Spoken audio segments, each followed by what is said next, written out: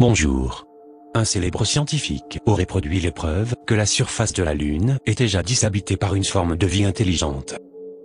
En effet, une sculpture d'ange de 25 cm de hauteur, encastrée dans une roche lunaire, aurait été découverte.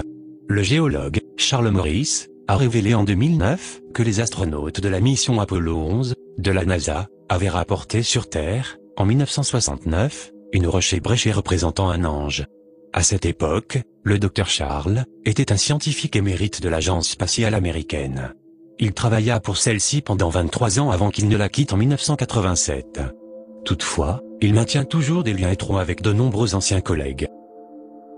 Le Dr Charles déclara aux journalistes: « Les conséquences de la découverte de cette figurine sont absolument ahurissantes.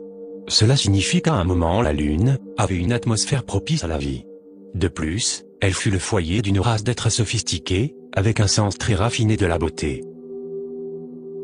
L'ange, une femelle humanoïde avec des appendices en forme d'aile, et une longue chevelure en arrière, est faite d'un composé de fer, que l'on ne trouve qu'exclusivement dans les montagnes de la Lune.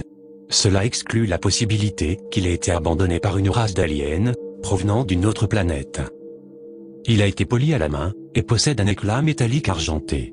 Suite à une analyse chimique du métal, les géologues estimèrent la sculpture à 200 000 ans, ce qui signifie qu'il a été fait 170 000 années, avant que l'espèce humaine n'apparaisse sur Terre. Il a été examiné par des experts en art, qui ont participé à l'évaluation du Dr Charles, sur la culture qui l'avait produite. Un anthropologue de Washington a déclaré: « Il est clair que ces êtres avaient un sens de la religion, qui est semblable à notre christianisme. Peut-être qu'ils avaient leur propre Jésus, prouvant que les principes spirituels importants sont dans un sens très littéral, universel. » D'autres ne sont pas si sûrs de sa signification religieuse. Le docteur Miles Fredericks, de l'Université de New York, a répliqué: « C'est juste de la propagande chrétienne. Il y a plusieurs milliers d'années, les Sumériens racontaient des histoires sur les Anunnaki, des divinités ailées. Peut-être que les Sumériens ont été visités par ces êtres venant de la Lune, qui ont simplement modelé la statue d'après leur propre image. » Alors que beaucoup réfléchissent à la signification de cette figure, d'autres sont curieux de savoir pourquoi elle est restée secrète depuis si longtemps.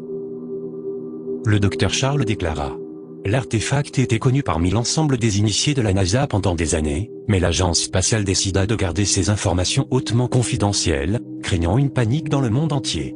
Il a été sorti clandestinement pour moi, par des personnes qui doivent, pour des raisons évidentes, rester anonymes. » Bien entendu, et comme l'on pouvait s'en douter, la NASA nie officiellement les allégations du Dr Charles.